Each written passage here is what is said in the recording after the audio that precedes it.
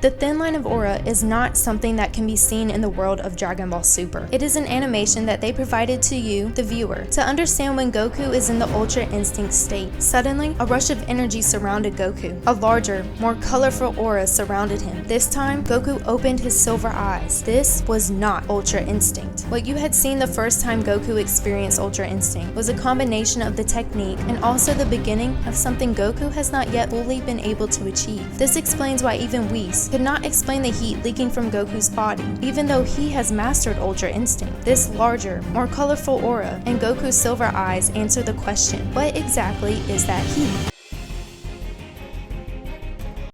Whis gave Vegeta and Goku a challenge. It seemed too simple, but they both learned quickly that they were wrong. Their instructions were to attack Whis. Together, they knew he was strong, but so strong that he wanted them to go after him 2 versus 1? Yep, Whis dodged every single one of their attacks. And this was the first moment you ever heard about Ultra Instinct. Of course you didn't know what it was called yet, but as they recapped in Dragon Ball Super episode 116, Whis had explained that there was a technique that if mastered, would allow Goku and Vegeta to avoid all danger. But the part that wasn't shown was Whis saying that he had mastered this technique, and that fact alone made one thing from Dragon Ball Super episode 110 extremely confusing. Whis went crazy with excitement when he realized that Goku had tapped into Ultra Instinct. But don't you find it strange that Whis had to take time to figure out what was happening to Goku? If he's already mastered it, then don't you think it should have been obvious to him? But once he calmed down, he admitted that there was one thing he had never seen, the heat being emitted from Goku's body. Well, that's interesting. A master of Ultra Instinct couldn't tell what that was? There's only one reason for how this is even a possibility. The heat is something different from Ultra Instinct, and in this clip, the Dragon Ball Super creators showed you the proof right in front of your eyes. And to understand the differences you just saw, there are 2 concepts you need to understand. The first one being what heat represents. Goku looked across from him. Beerus floated there smiling. Now a god himself, Goku was ready for a rematch, but Beerus decided to be lenient on his opponent, having skipped from a max level of Super Saiyan 3 all the way to now literally being a Super Saiyan god. Beerus understood that Goku wouldn't be used to the amount of energy and power that he would now have, so he told Goku to go ahead, test your powers out. Goku rushed forward and went right past Beerus. Similar to the moment Kefla tripped flying by Goku in Dragon Ball Super episode 114, Goku also tripped over himself now. Goku was amazed. Had his speed really increased this much? The longer Goku used his new god powers, the more confident he got. The energy of excitement was building between the 2 gods. After only a few minutes, Goku wondered to himself, if I'm this much faster, then I can only imagine how much stronger I've become. He pulled his arms to his side, his palms meeting,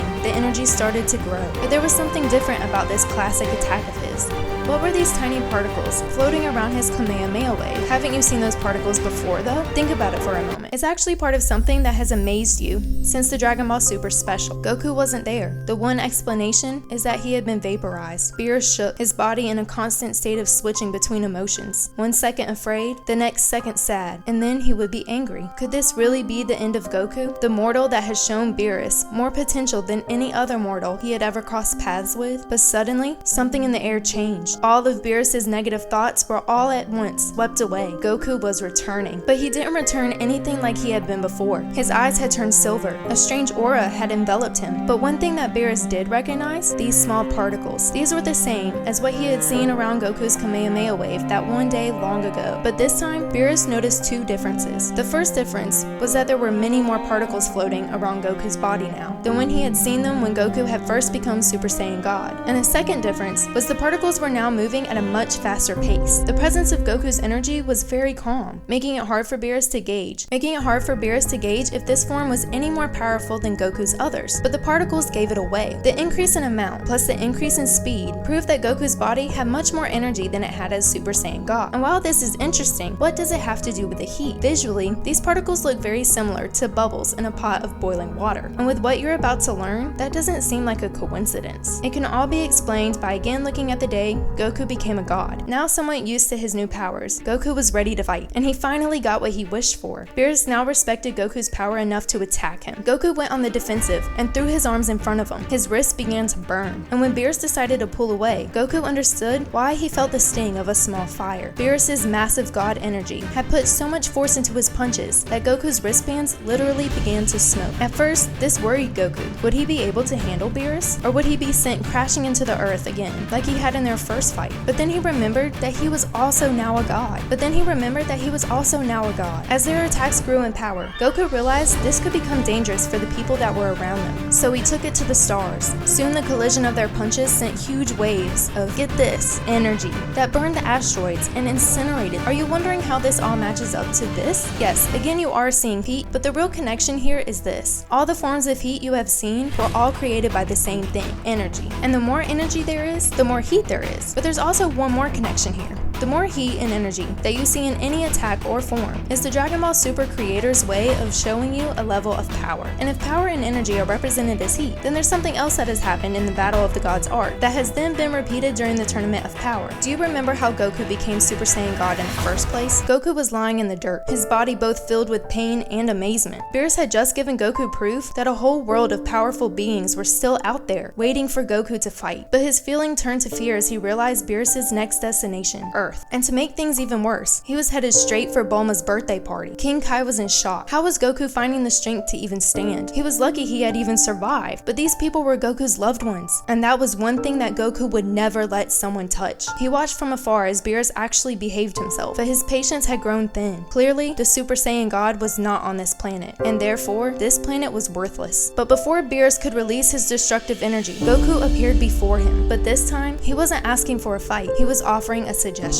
Why not use the Dragon Balls? If anyone could find this Super Saiyan God, it would be Shenron. This thought intrigued Beerus just enough to wait it out. Unfortunately, Shenron had bad news. Super Saiyan God was nothing but a myth. But to ease the God of Destruction's raging anger, Shenron had one more suggestion. Even though it was nothing but a legend, there were instructions that at least had a chance of creating this warrior. With no one else worth fighting, Beerus agreed to give it a try. Goku took a breath. His loved ones had been spared, if only just a few more minutes. The instructions were for 5 Saiyans to join together and allow their energies to form as one and be absorbed into the one they intended to create a god. But it didn't work. In panic, the 5 Saiyans rushed to figure out another way. Maybe it meant 5 Saiyans, plus the one intended to become the god. But they had already gathered all the Saiyans they knew, and that's when Videl stepped in. She had been keeping a secret from Gohan. Even though only a quarter Saiyan, their unborn child was their last chance, their only hope. Now 5 Saiyans joined together to allow a Sith to absorb their energy. It started to work. Goku's body lifted off the ground. The energy, the power. Goku felt it rushing through his veins. His feet touched the ground again. His body looked thinner and younger. His eyes and hair had changed to red. Goku had become the Super Saiyan God. But even though his powers had increased so much, he still wasn't on the same level as Beerus. And after quite a while of fighting, Beerus decided now was the time to show Goku how far he still was behind, even as a god himself. Goku felt a strong burn cut into him. Beerus' hand had turned to fire and had pierced through Goku's skin. But as Beerus removed his hand, the fire remained in Goku, permanently a part of him. As his skin turned pale, he fell from the stars and through the Earth's atmosphere. He passed the clouds and hit the ocean, and as he sank to the bottom of the sea, he surprisingly started to feel excited. And even more shocking, the fire in Goku's wound was not put out by the water around him. He thought of the immense power Beerus had once again just proven to him. Suddenly, the fire in his wound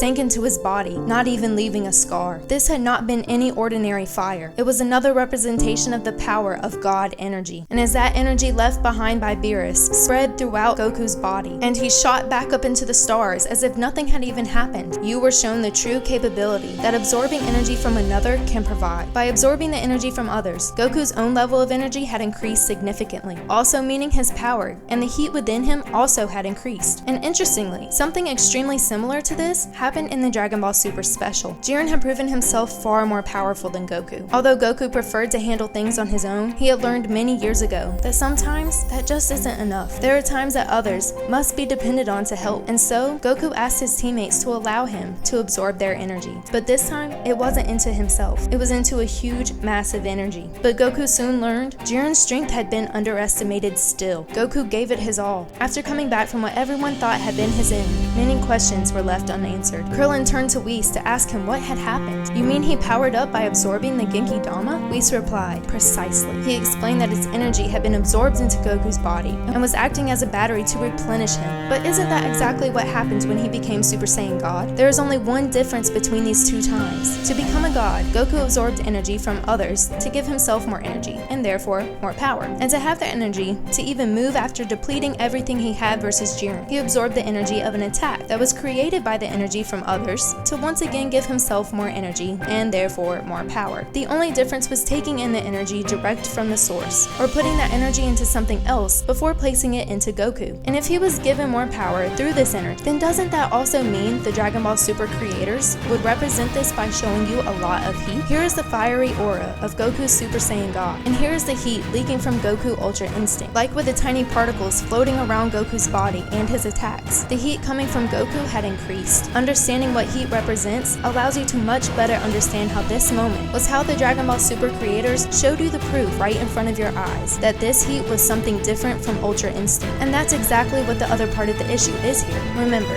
you were told that there were two concepts you needed to learn in order to understand how the heat and Goku's silver eyes explain how this is not Ultra Instinct. Many still say Ultra Instinct is a form, but the heat representing power and energy is the first step to seeing that Ultra Instinct is missing a number of things in order for it to be considered a form.